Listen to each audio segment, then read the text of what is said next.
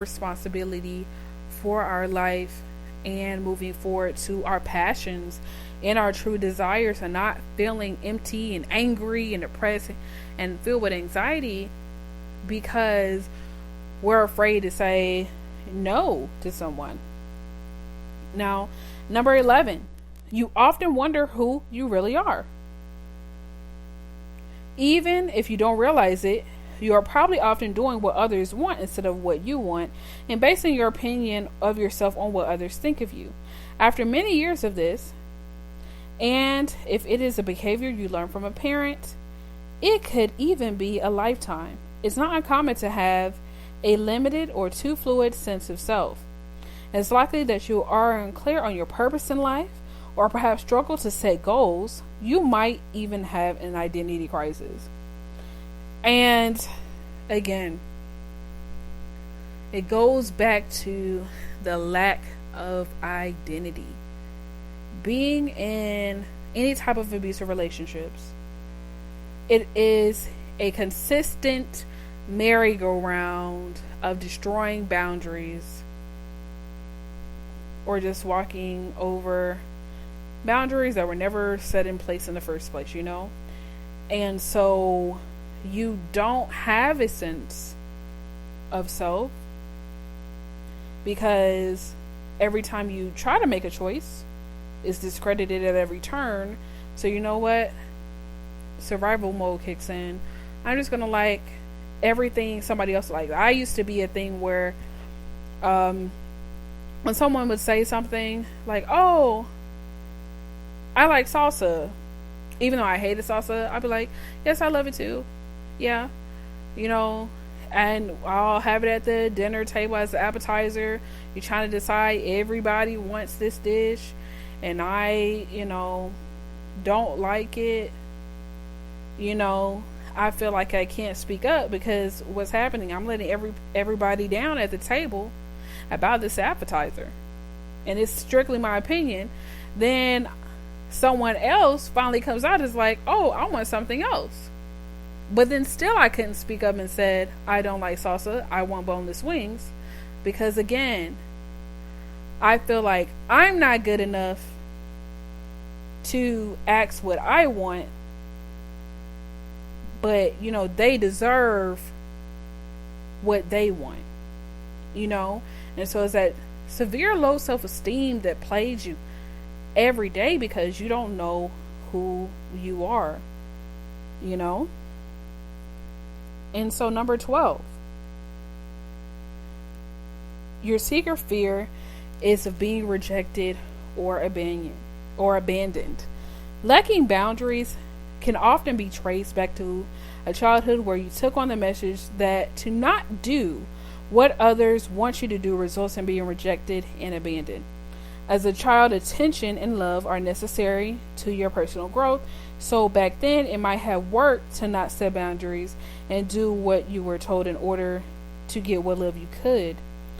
Of course, as an adult, this can mean you have a backward belief in your unconscious that to be boundaryless will lead to love. Instead, it leads to difficult relationships and loneliness.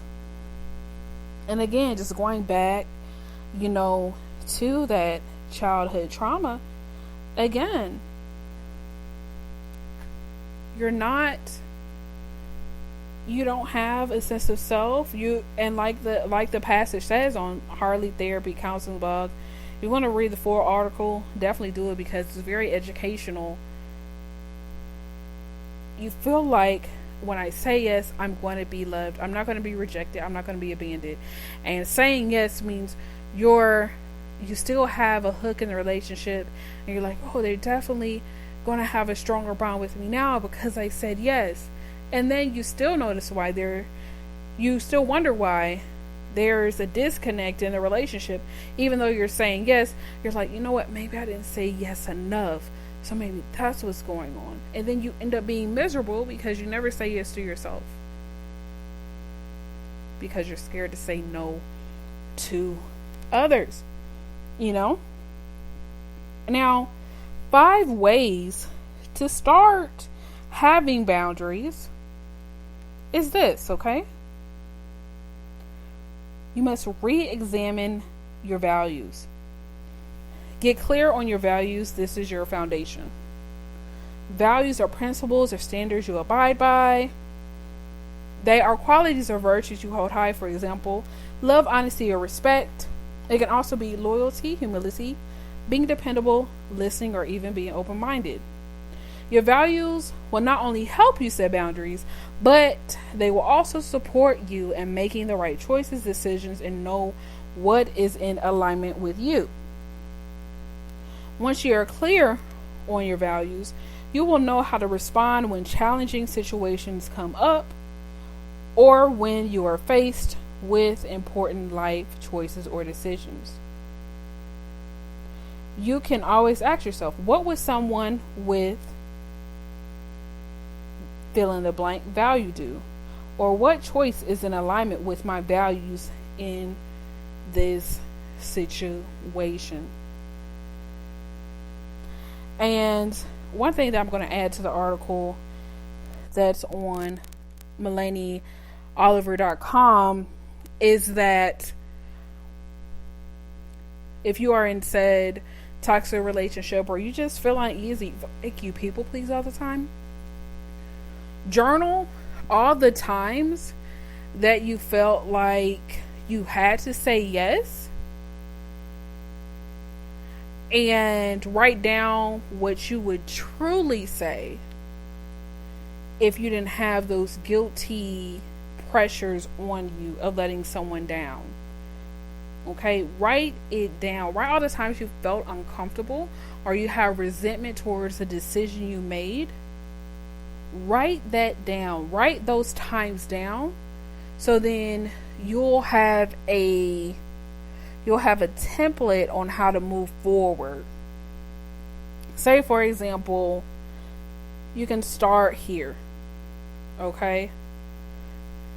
I'm tired of picking up my sister's daughter from school every day because I have to stop the plans that I have in order to do this. Because what ends up happening is that she doesn't care about my schedule, but she wants me to pick up her daughter to fit her schedule. So what should I do? Before taking on any commitment with another person, let me sit down and see everything I have to do and to see if it disrupts my life in any way that's negative.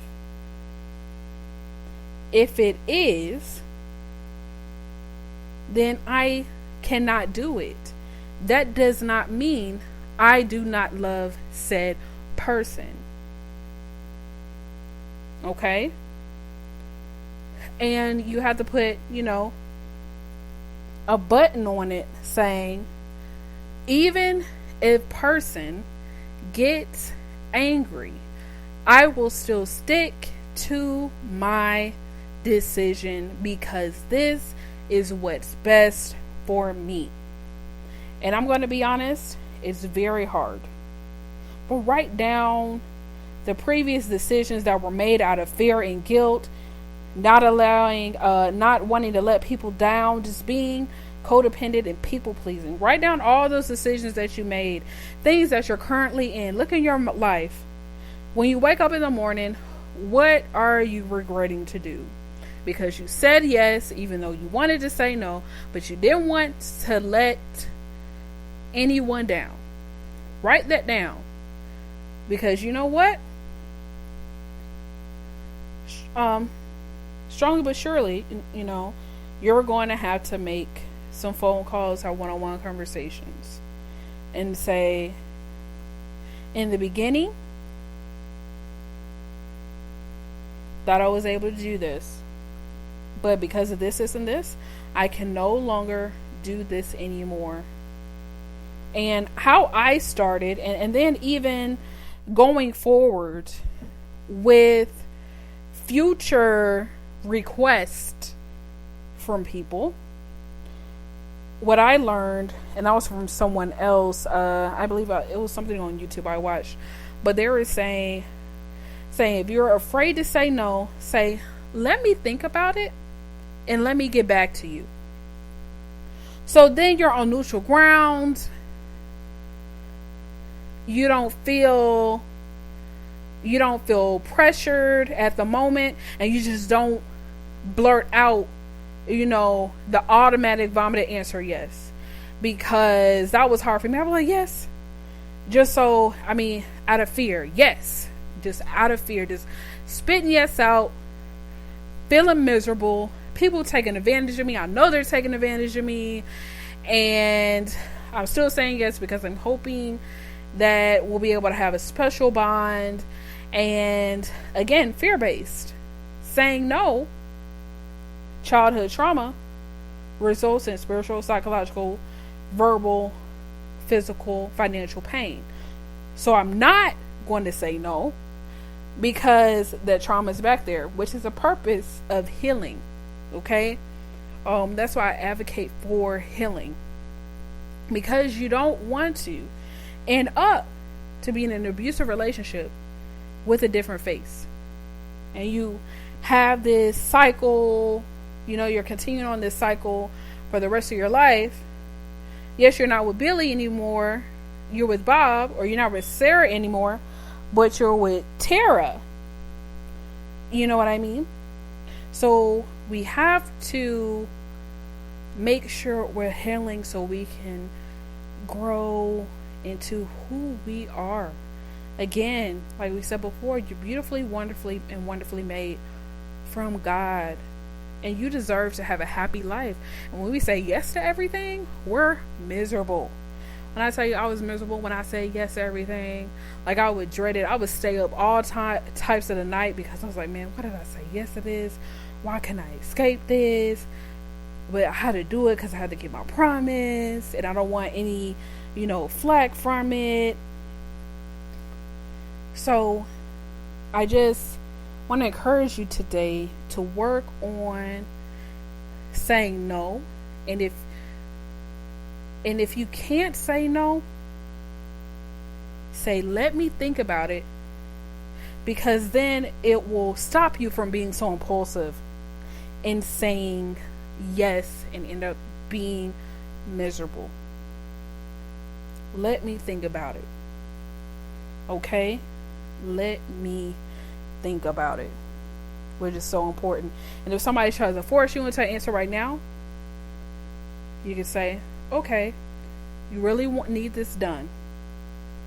If you really need this done and you're not going to give me the time to think about it, maybe you want to explore other options with other people so that they could give you what you're needing, because right now I cannot, because I have to think about it. And you have to be strong with that application. Another one is that I learned when I was, researching. Let me check my schedule. Can you check it now? When I have the time, I will check my schedule and I'll let you know. If you need something more immediate, maybe you need to ask someone else so they can assist you. Oh, I would do this for you without a question. Okay, I appreciate that. But like I said, I will think about it and I will check my schedule. So then you don't feel the fear of having to say no right off the bat, even though you know you're going to say no. But, you can get yourself away from the situation, further yourself away, and decrease the anxiety. And then maybe you can give a follow-up text and say, oh, due to such and such, I can't do this for you, but maybe I can't do this for you. I would really like to, but due to the obligations that I already have, I'm unable to do so. you're being nice and compassionate, because doing things